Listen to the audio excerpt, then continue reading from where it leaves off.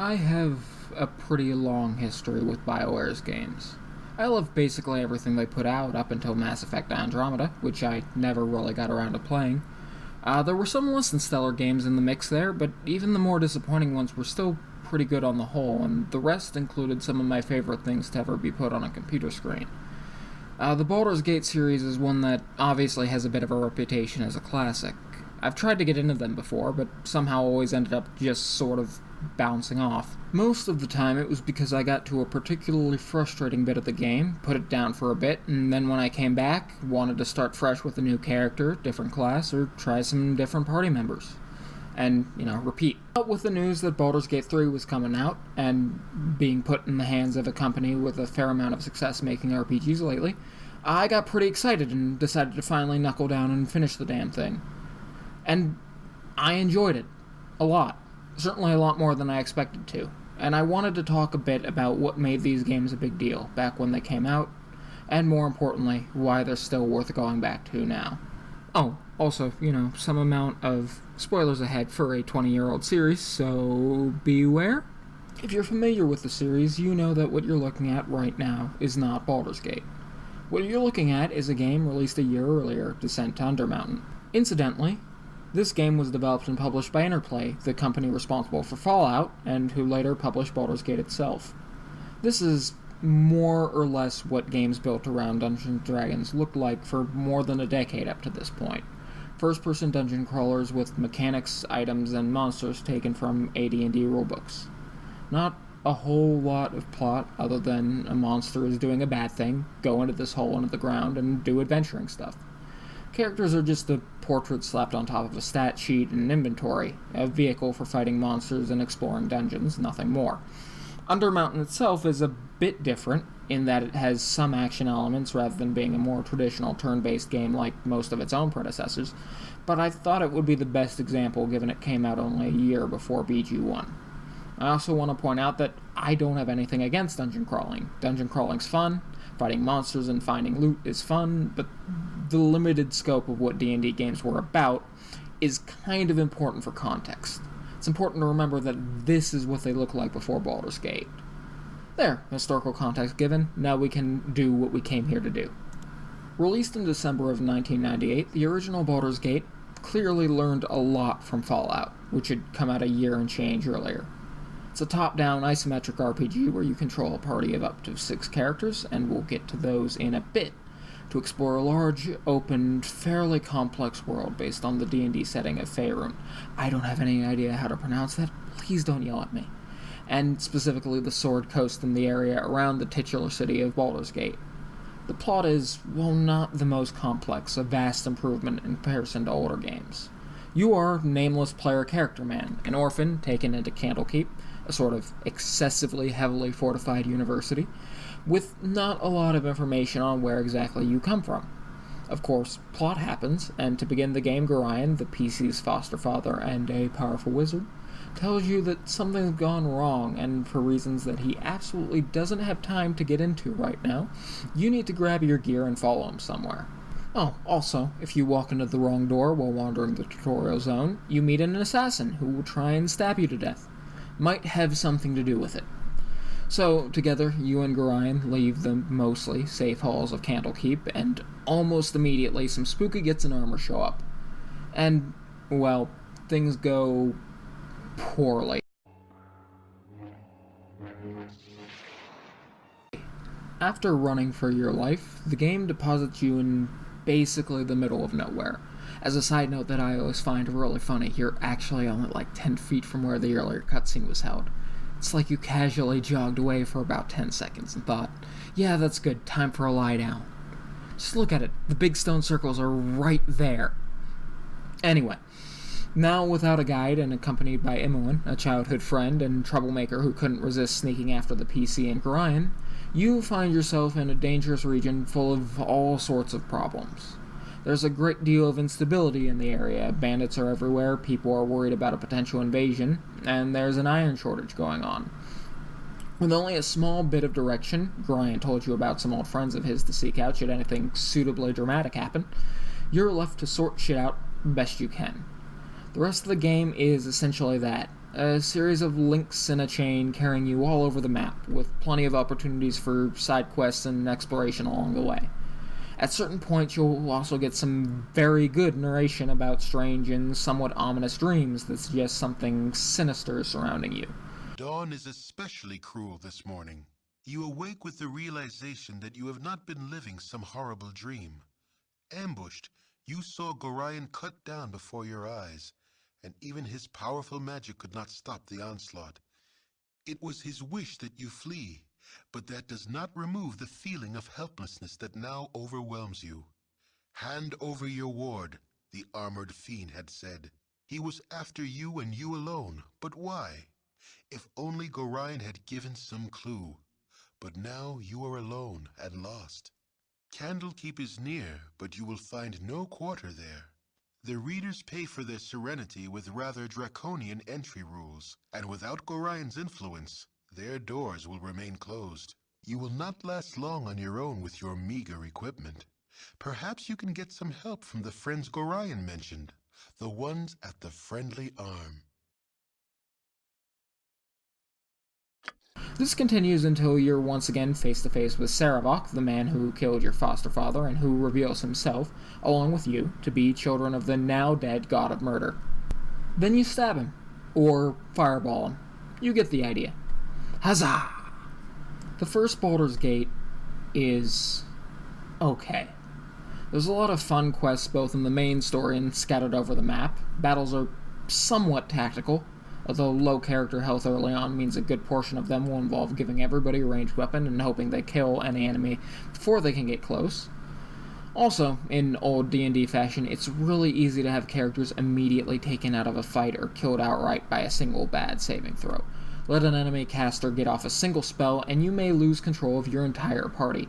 Hope you like watching them run in circles for 5 minutes. Good opportunity to get up and get yourself a drink. But it's fine. More importantly, Baldur's Gate represents a step forward in scope for Western fantasy RPGs. You get to make a fair number of choices so far as solving any given situation. Your party members all have some degree of personality of their own, and may even leave the group or fight with each other if things aren't panning out as well as they expected. And you have a larger story arc and world map to tie together all the dungeon crawling. Also, as an honorable mention, you can actually play as a proper thief and try to steal from shops. It feels like an honest, solid attempt to adapt a D&D campaign into a single-player RPG. I'm not really sure how I feel about the first Baldur's Gate. It has some good bits, but it's also a lot slower than the sequel. It doesn't have quite the same epic feel and depth to it that BG2 has. Trying to trudge through the first game was also responsible for most of the times I got burnt out on the series. So while the good bits in it are worth giving a shot, I'd also suggest that anyone struggling to get through it skip ahead to the significantly improved follow-up. Speaking of, let's jump forward a bit. 2 years to be exact, and I'm going to lay this out now because it's a distinction I feel is super important to make. Baldur's Gate 2 Shadows of Amn is 100% worth going back and playing now if you haven't already. It's aged, certainly, and as with the first one, there's a lot of frustrating nonsense. Enemies are often immune to damage unless you have a particular kind of weapon, or one with a strong enough enchantment on it. The AI's pathfinding is awful. The UI and combat log do a rather poor job of providing all the information you need, and so on. But just trust me for a second. Set all that aside, ignore AD&D's shit-faced drunk idea of balance for a second, and let me explain why it's worthwhile. In a lot of respects, BG2's plot isn't all that different from the first game. The opening describes your party, after the events of the first game, being ambushed and kidnapped by mysterious assailants. On waking, you find yourselves in the dungeon of John Irenicus, a wizard who, while tormenting you, keeps going on about unlocking the power inside the player character, given they're a god's kid and all. Some of the group soon happens to attack Irenicus' stronghold, however, and in the chaos, Mon manages to escape and free you along with the rest of the party. Now it's here, almost immediately, that we can see one of the primary ways this game differs from the first one.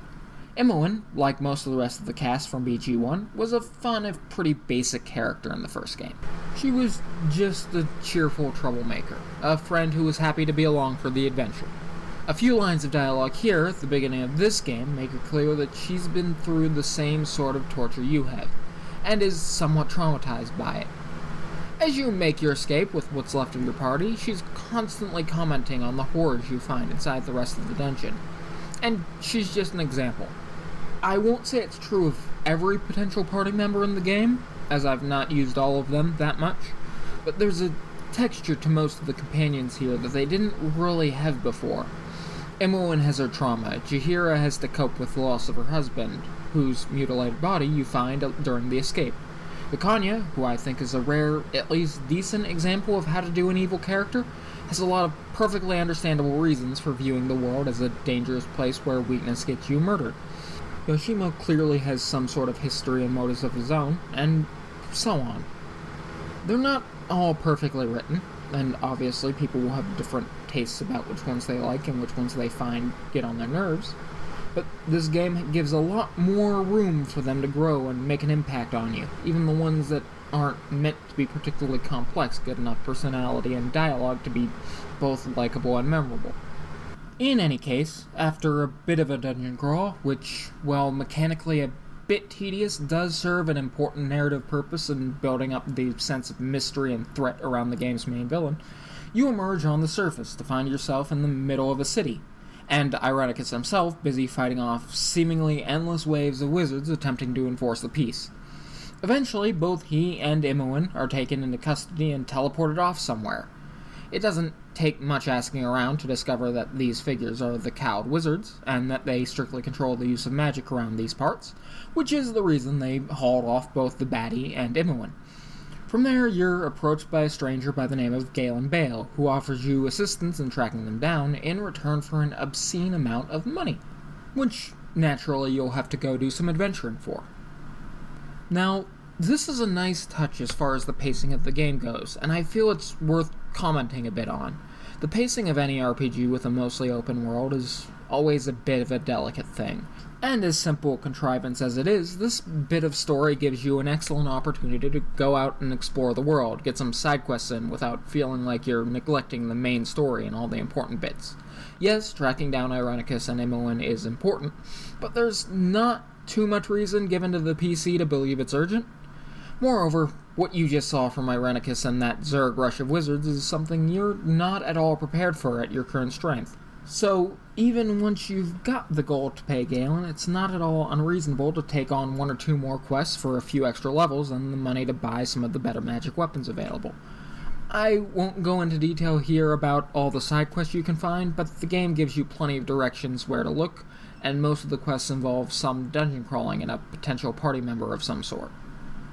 Anyway, once you return to Galen with enough money, the game puts you back on the track of the main story, which plays out fairly similar to that of the last game. You're given a series of breadcrumbs to follow as you chase after the main villain, grapple with your divine heritage, and gain an ever larger box of tools to hit big scary monsters with as you progress. With, of course, a few twists and revelations and the like along the way. Now, that sounds simple, and it is, but trying to lay out every step of the main quest in any reasonable amount of time would make the whole thing sound a bit dull and sell the experience short. That trail of breadcrumbs includes a lot of genuine fun, both of the serious storytelling variety and the big dumb nonsense variety that anyone familiar with BioWare's RPGs would likely recognize. Look, I'll give you an example, at the risk of spoiling one of my favorite moments of the game. This is Simon Havarian, a smuggler hired to get you to one of the game's plot-important locations. I know, not much to look at, but trust me, he's great. In one chapter, Simon can, without missing a beat, try to stab you in the back not once, not twice, but 4 times. One's a couple throwaway lines about pirates tailing you, one's a simple enough ambush and combat encounter he leads you into, and the third's kind of plot important, so I won't get into it here. But the best part is if you talk with him after that third one, he'll offer a fancy silver sword blade as an apology. And it is, legitimately, part of making a really good weapon once you get back to the main map of the game. There's just one catch. See, it's not exactly his to give away. He pawns it off on you in the hopes that the Angry Githyanki, which are a bunch of magic, alien, space pirates, trust me it makes sense, coming after it'll leave him be and pick a fight with you instead. Yes, you heard that right. He'll pull one over on you, while apologizing for betraying you earlier. I wasn't even mad, I was too busy giggling to myself about how absurd it was. The game is filled with moments like this, both in the main story and in side quests. It's bits like these that make the game still worth playing now for any fan of RPGs. Of course, as I said earlier, the game isn't perfect. Ironicus, while the early game sets him up very well, isn't actually all that compelling a villain on the whole. Like Saravok, he's very much a blah, give me the power that I deserve, evil kind of guy. So that's a bit disappointing. But it's D&D, so, on brand for the genre, I guess. Also, while not really worth complaining about, I often did wish that there were more dialogue options for the player character, especially for a couple of conversations with certain party members. In particular, the game tends to ask the player a fair bit about how they feel about the whole child of the murder god thing, with your options boiling down to, I don't want it, yes, give me the power to take what is mine, or some variation of, not now, shut up. Again, not a whole lot of nuance, but again, that also comes with the D&D branding and alignment baggage. Also, BG2 involves characters at a much more interesting level range than the first one. You have access to more spells and abilities, and characters are significantly less likely to get mulched by a few good hits. This opens up a fair bit of tactical depth that wasn't there in the first game, but it also means you're more likely to run into cheesy nonsense from enemies. Here's an example. An enemy mage has a bunch of invulnerability spells you need to get rid of so your frontline boys can whack him with their pointy sticks and whatnot. Except he's technically invisible. You can see him on your screen, with some outline effects from various spells he's got on him, but he's still not allowed to be targeted by spells and the like. Now, the game doesn't tell you this, aside from a single line whizzing by in the combat log about how you can't target that enemy, so you may be briefly confused when your wizards just stand there instead of doing the dispel thing you keep telling them to. So first you have to do some true seeing or invisibility purge or something, then you can target them with a dispel, and then you can hit them, all while hoping nobody gets interrupted, held, or charmed on a bad save. Groups of beholders can be nigh impossible without either cheesing them from out of sight, or using the beholder ray deflecting shield you can buy from the game's first shop, which renders them hilariously ineffective. It can get frustrating at times. But again, that's what the quick save button's for, and despite all this, a lot of the dungeon crawling is very fun when you're not hung up on a single particularly difficult fight. A well-placed fireball, or having a hasted fighter absolutely chew through an enemy can feel very, very satisfying. I don't have a lot more to say, really. If you don't mind occasionally grappling with old and frustrating game mechanics, and graphics that you could approximate on a Texas Instruments calculator, there's still a lot of good here for anyone with any interest in RPGs. It's not the kind of masterpiece that still stands as one of the best in the genre decades later. Heck, it's not even one of my top 2 favorite BioWare RPGs. But just trust me that it's still worth playing through. I also don't have a lot to say about the Throne of Bhaul expansion, other than that it's for the most part really good, and feels like they took all the highest quality bits of BG2 and mashed them into a quarter of a game. Almost all of the Watcher's Keep dungeon is fantastic, and I genuinely loved every bit of character banter between party members. I do wish that it was a bit longer, and that Balthazar, being the only really interesting villain in the entire series, were a bigger focus as a natural sort of antithesis to the player character, whether they're good or evil. Also, the music is pretty damn good. Oh, also, if I've actually managed to convince anybody to give these games a shot over the past couple minutes, I would like to offer a couple pieces of advice. First is to keep a lookout for the Enhanced Edition that came out a couple years back.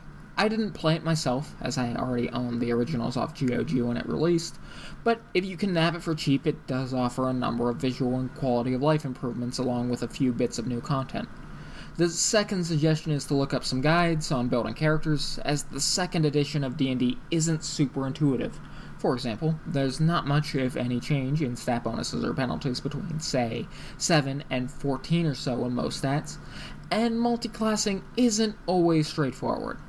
I'm not normally one for min-maxing, but spending a bit making sure your character is well designed may save a lot of headache in the long run.